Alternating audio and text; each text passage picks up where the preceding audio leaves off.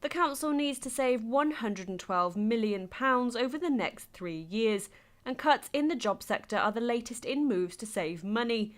The latest in the string of job cuts will see 138 losses at the council itself. The cuts are the latest effect of the austerity measures recently imposed on the city, and the job cuts here at the council will mean that proposed council and tax increases will be lower and arts grants cuts will be slashed. The move follows several weeks of public consultation, and as a result of changes since, the budget gap is now £14 million less than the council anticipated, but they still need to save £32 million.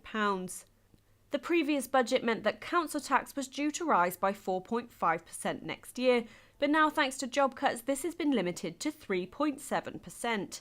The cuts follow nearly 1,500 losses in the last 3 years, and the extra money saved will be used to address Cardiff's key priorities. Well, inevitably, as councils change, the number of people changes will be affected, with the largest single body in Wales, 14,500 staff. So inevitably, there will be job losses. But what we've done this year, compared to the previous 3 years, less than a third of previous years. So it's around about 140 job changes.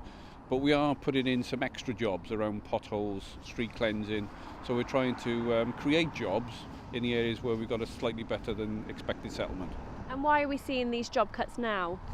Well, I guess really public services have been been savaged over recent years. You go back over the last decade, Cardiff has lost more than £200 million worth of, had more than £200 million worth of cuts.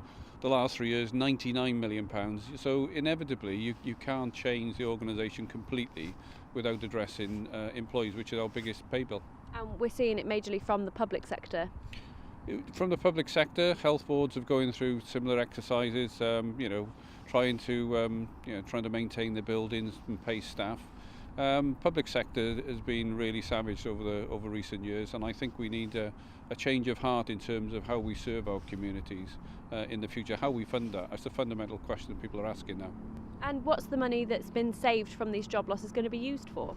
In terms of what the better settlement has given us, we're concentrating on those 4 key priorities. So schools, education and skills, looking after our vulnerable, working with our partners, and obviously the issue for us on the street is what people are saying, more street cleansing, so we're targeting new teams in there, and potholes, street resurfacing, we're giving £320,000 on top of the annual sums to target that in both those 2 key areas.